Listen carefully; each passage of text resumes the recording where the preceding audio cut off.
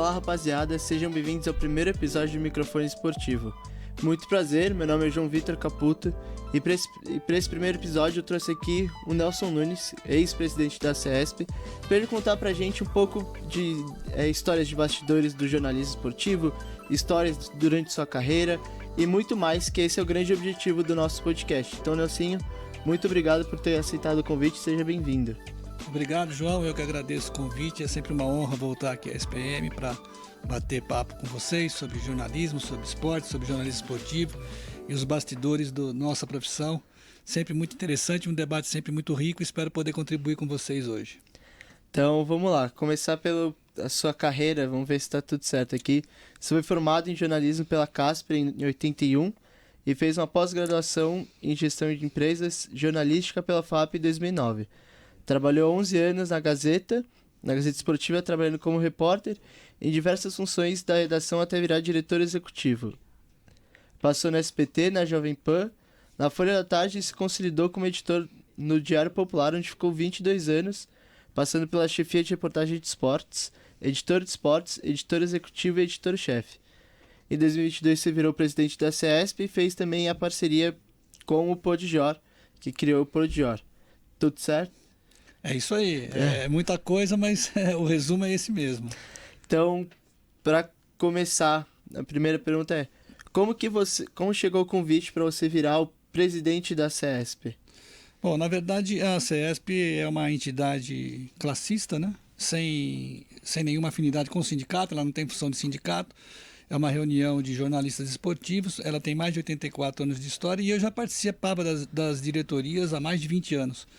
Em diversos cargos, diretor esportivo, diretor de credenciamento e naturalmente criamos ali um grupo que tem se revezado na presidência da CESP por alguns tempos, né?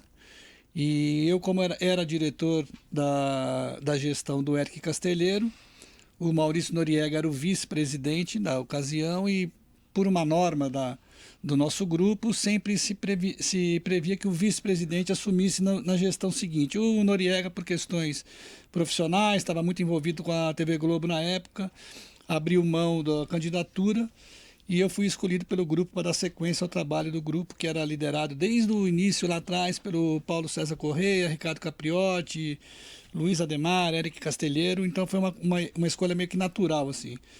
Tradicionalmente a CESP nos últimos anos não tem uma eleição com movimentos de oposição, né?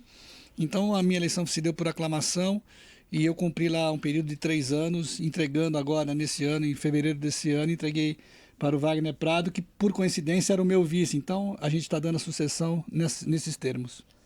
E foi na sua gestão que surgiu o Podjor, certo? Como que foi foi essa conversa com o pessoal da SPM para criar o Podjor? Sim, quando eu assumi a CESP, eu tinha uma meta muito clara, assim, de aproximar a nossa associação da academia. Porque a gente tem, naturalmente, o cronista esportivo era uma profissão que estava se envelhecendo muito rapidamente. Assim, os nossos sócios muito velhos, a associação distante dessa coisa das novas realidades do mercado, né, da transformação do mercado.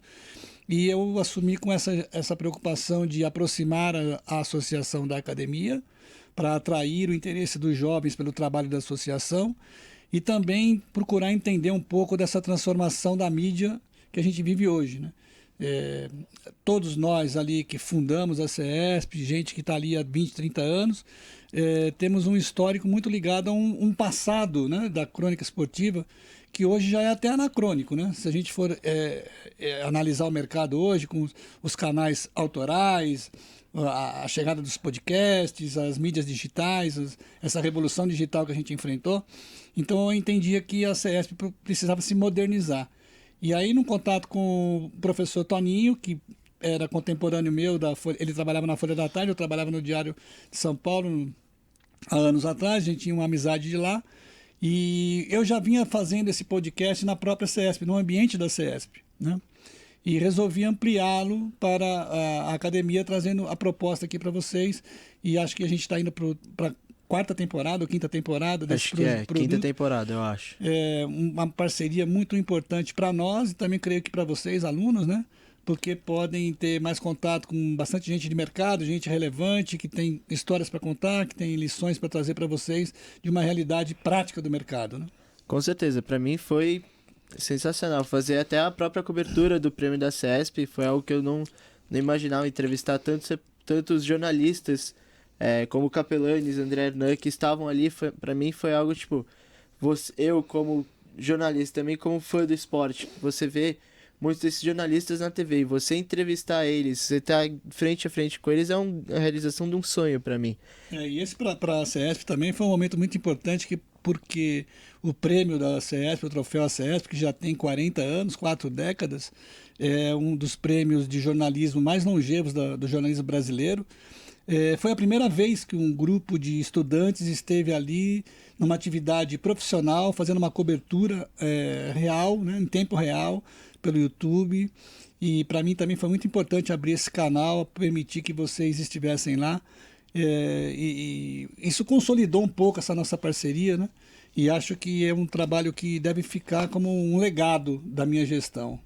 Acho que com certeza, acho que foi assim, uma experiência incrível, incrível, incrível. E agora partindo um pouco mais para o seu início de carreira mais para trás, você tem aqui até uma foto de quando você entrevistou o Pelé. Conta pra gente como que foi entrevistar o Pelé. Deu aquele friozinho na barriga de entrevistar o rei do futebol? Como que foi? Olha, João, assim, a gente precisa contextualizar o tempo, né, as épocas, né?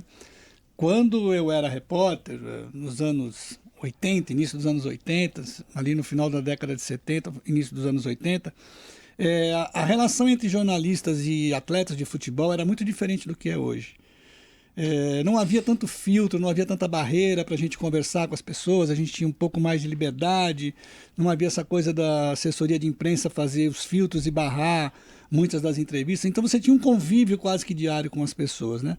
E ao mesmo tempo, assim, a gente tem que dizer que o Pelé era um cara diferente, ele era um cara especial, porque o Pelé sempre atendeu todo mundo, na rua, nos bares, na concentração. Ele nunca se recusou a dar uma entrevista e tal. Eu tive o privilégio de eu entrevistar o Pelé algumas vezes, né? Mas, pra você ter uma ideia, numa das entrevistas, o dia que eu fiz essa foto aqui, por exemplo, o Pelé me recebeu na casa dele, sozinho. Era eu e ele sozinho. Ele tinha um apartamento ali na Alameda Jaú, que era a base dele aqui em São Paulo, quando eu vinha para São Paulo. E na ocasião a Gazeta Esportiva estava fazendo aniversário e a Gazeta Esportiva foi fundada no mesmo dia em que o Pelé faz aniversário. Então a ideia era que a gente fizesse uma pauta que o Pelé escrevesse um texto de próprio punho para os leitores da Gazeta Esportiva, festejando o aniversário duplo do Pelé e da Gazeta. E ele me recebeu lá, escreveu o texto de próprio punho e a gente fez um bate-papo assim. Então era uma relação muito mais aberta do que é hoje, muito mais fácil. E te diria, como você falou, friozinho na barriga, sempre dá, né? Porque mesmo ele sendo uma pessoa muito acessível, assim, o Pelé sempre foi um grande nome, uma grande estrela, mas ele teve esse mérito, assim, sempre atendeu a todo mundo de uma maneira muito respeitosa, muito tranquila, sem estrelismo, e é bem diferente do que a gente vive hoje. Hoje, para você tentar falar com o Neymar, por exemplo, é um caminho muito longo. Você tem que chegar na assessoria, a assessoria vai fazer uma filtragem, vai barrar, aí chega no pai do Neymar, aí você vai para o Santos vai criar barreiras para você chegar. Então, hoje a gente não consegue nem mais cobrir treino dos times, né? Antigamente você ia nos treinos e cobria os treinos do time dentro do campo. Eu cansei de assistir treino eu cobri muito, fui setorista do São Paulo por muito tempo. Na época do Serginho Chulapa, Oscar, Dario Pereira. A gente tinha um convívio muito próximo com eles. Acabava o treino, a gente conversava, saía. Para você ter uma ideia, desse tempo que eu estou falando, eu não gosto de falar muito do meu tempo, porque parece uma coisa de saudosismo, né? Mas não é um saudosismo, é uma constatação da realidade, né? As entrevistas após jogo eram feitas dentro do vestiário com os jogadores tomando banho. Não havia zona mista, a coletiva em sala de imprensa. Então, assim, então havia essa proximidade que hoje não existe mais. Parece até outra realidade. Sem dúvida, outra realidade. Porque você vê hoje, até alguns anos atrás, você cobria o treino, mas tinha uma parte que era o treino fechado que você saía. Hoje em dia você nem mais pode chegar lá para cobrir um treino, seja do Corinthians, do São Paulo, de qualquer outro clube. Só se for, às vezes, quando, por exemplo, o Corinthians faz o treino aberto na arena. É a única possibilidade que você, como repórter, como jornalista, quer ir atrás de uma informação de treino, de formação de treino, qual é a formação que o treinador usou no treino, você tem que ir atrás de assessoria, tudo é um caminho muito maior. E qual que foi o papo aqui que você teve com o Pelé? Foi sobre para fazer essa reportagem com a Gazeta? Na verdade, eu estive lá para que ele fizesse um texto, né, de próprio punho, saudando os leitores, os funcionários da Gazeta Esportiva, que completavam ali, não lembro se 70, 80 anos, na mesma data em que ele fazia aniversário. Então foi uma coisa muito intimista, assim, Pelé se dispôs a escrever com o próprio punho, sem texto fabricado, escreveu, sabe, da própria autoria dele, foi uma coisa bem bacana. E, sim, posso dizer que eu tive uma sorte de ter vivido na época do Pelé, ele já assim, mais para o final da carreira e tal. Mas eu tive... O Pelé, por exemplo, jogou um campeonato de veteranos que o Luciano do Vale fez no Brasil, uma Copa de Veteranos, não sei se você lembra, foi uma volta do Pelé, depois ele ter ficado parado vários anos e tal. Lembro. E naquele ano, a equipe que realizou o campeonato, TV Bandeirantes, Luciano do Vale, fizeram um concurso de quem... para premiar o melhor texto sobre a volta do Pelé. Eu tive a felicidade de ganhar. Eu escrevi um texto sobre a volta do Pelé e foi premiado como o melhor texto da volta de Pelé. Então, são coisas que me marcaram bastante. Né? Nossa, eu ficaria honrado. Tem um texto da volta de Pelé, tá o melhor. Nossa, incrível. Eu não sabia dessa parte. Agora, partindo, aqui tem as revistas da seleção de 62 e de 70. Você chegou a cobrir Copa do Mundo em loco? Sim, eu cobri 4 Copas, né? Eu cobri a Copa de 82 na Espanha, 86 no México, 90 na Itália e 94 nos Estados Unidos. Fiz também o pré-Copa de 98 na França e como editor, quer dizer, coordenei as equipes todas aqui até a Copa do Brasil. Então, se fosse colocar desde 82 até a Copa do Brasil, acho que dá 10 edições de Copa. Por aí, que eu estive 4 presencialmente, né? Uma na fase de pré-copa. Eu também cobri muito jogo de eliminatória, Copa América. E assim, te digo que é uma experiência única. Cobrir uma Copa do Mundo é um grande desafio, né? Uma experiência enriquecedora, porque você não está ali só pelo esporte, porque você está com um intercâmbio de pessoas, de culturas, de aprendizado. Assim, a gente fala de bastidores, né? Eu lembro que na Copa de 94, Estados Unidos, né? Estados Unidos. O Romário era o grande nome da seleção brasileira, o time do Parreira e tal. E o Romário sempre foi uma figura assim meio inquieta, né? Uma figura que você não tem muito indefinida, você não sabe muito bem o que se passa na cabeça do Romário. E ele tinha aquela coisa aquela acusação de que ele sempre fugia da concentração, ia pra noitada, não treinava. Tem até aquela história que ele sai no meio do jogo do Barcelona, que ele faz 2 gols, ele fala, se eu fizer 2 gols eu vou embora. Ele pediu pro Cruyff, que era o técnico. Pediu pro Cruyff e foi embora. E prometeu que fez e foi embora. Mas aí naquela Copa o Romário tinha tanta assédio dele no treino que ele mandava fazer fila de jornalistas para entrevistar ele. Nossa. E eu lembro que eu e o Menon, do blog do Menon, o Luiz Augusto Simon, nos recusamos a ficar na fila, porque a gente achou aquilo um disparate, né? Mas essa era a dificuldade daquele momento, né? Que o Romário colocou, mostra bem o que é isso. Eu também ia falar sobre dificuldade de ver treino. Lembro que nessa mesma Copa, nós fomos cobrir o treino da Rússia. O Brasil estreou contra a Rússia, né? Estreou. E eu fui fazer um treino da Rússia e se imagina que 20 anos atrás, era muito mais fechado o ambiente da Rússia do que é hoje, né? Com certeza. Então havia ali um certo cerco, nada era permitido e tal. E os jornalistas brasileiros foram permitidos durante determinados minutos fazer imagens do treino, né? E depois tinha direito a uma única pergunta para o técnico e um único jornalista. E a gente estava ali num pool, né, cobrindo vários jornalistas, só podia entrar um, fizemos um sorteio e foi sorteado do nosso grupo um jornalista da Rádio Gaúcha, o Eldio Macedo. Sei. E ele foi com a incumbência de ir lá e trazer uma aspa do técnico, né, uma sonora do treinador, para a gente pudesse colocar na matéria de todo mundo. E o intérprete avisou, olha, você tem direito a uma pergunta. E aí ele fez todo aquele introdutório para a rádio, então ele falou, agora vamos aqui tirar logo a primeira dúvida. Seu nome correto é Pavel Sadirin ou Pavel Sadirin? Aí o técnico falou, Sadirin. Aí acabou a entrevista. Nossa. E nós ficamos só com essa resposta. A gente queria matar o Eldio, porque Nossa você senhora. devia ter aproveitado mais esse momento, né? Coisas que acontecem numa cobertura de Copa, né? Que nem você pega a zona mista, às vezes você nem consegue entrevistar. Hoje não dá nem para fazer pergunta. Né? Hoje em dia é impossível. O que eu acompanho muito, eles falam que tem a ordem por relevância dentro do cenário. Então, você vai cobrir o Corinthians, então vai entrevistar o Vessone, que é do meu timão, vai entrevistar o Fabiani, que tá na Rádio Bandeirantes, por relevância de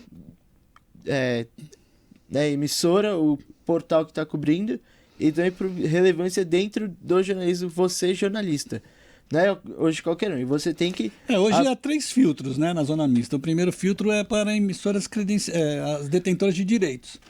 Então, os detentores de direitos que pagam pela transmissão, vamos imaginar o Amazon Prime, a TV Record, o Premiere, esses têm direito de fazer primeiro as perguntas na zona mista. Depois vem os veículos de relevância, que eles medem por relevância, frequência e audiência. Então, o cara que está lá todo dia, cobre o treino todo dia, não é um aventureiro que chegou lá só para fazer aquele jogo. E depois é o resto. Então, o jogador ele vem passando pela zona mista, ele não é obrigado a parar em nenhum dos postos. Mas normalmente ele para nos detentores, para dos de relevância e normalmente passa direto pelo resto, porque o cara já respondeu, já foi arguído, tá louco para ir embora, entendeu? E vai ser as perguntas que são muito parecidas também. Se repetem porque você não ouviu o que o cara perguntou lá na primeira parada. Né? E agora a gente tá chegando já no fim do nosso podcast, tá acabando o nosso tempo. Muito rápido, passou muito rápido, mas o papo tá muito bom. Queria agradecer a você e também a CESP, que é o nosso patrocinador do programa. E eu vou fazer uma pergunta, agora direcionando para o fim. Agora que você saiu da CESP, você tem planos para o futuro fora da presidência? Olha, eu já estava aposentado, né? Como jornalista, praticamente já estava aposentado, estava ali na CESP cumprindo a minha última jornada. Mas agora eu me associei ao site de futebol, que foi criado pelo jornalista Robson Morelli, ex-editor do Estadão Digital, e a gente está aí tentando colocar de pé um site especificamente sobre futebol, né? A gente está construindo um canal novo, um produto novo. Felizmente a gente conseguiu o credenciamento para cobrir o Mundial de Clubes agora nos Estados Unidos. O Robson está viajando semana que vem. Sim, já é um passo muito importante para um site que está no começo. A gente já tem um número de prints importantes, um número de views importantes, mas é aquela caminhada, né, de um novo produto, um novo projeto. E para mim é muito bom porque volto a escrever. Sempre fui um cara de texto, nunca fui um cara de TV, de imagem, de rádio.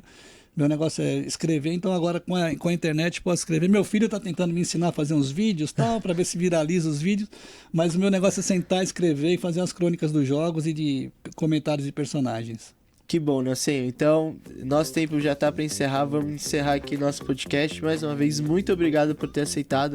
O papo foi muito bom, foi muito gostoso saber um pouco mais da sua trajetória e também desse bastidor que muita gente não sabia, histórias que a gente não sabia, como a do jornalista que fez a pergunta pro treinador sobre o sobrenome, como se dizia o nome do treinador.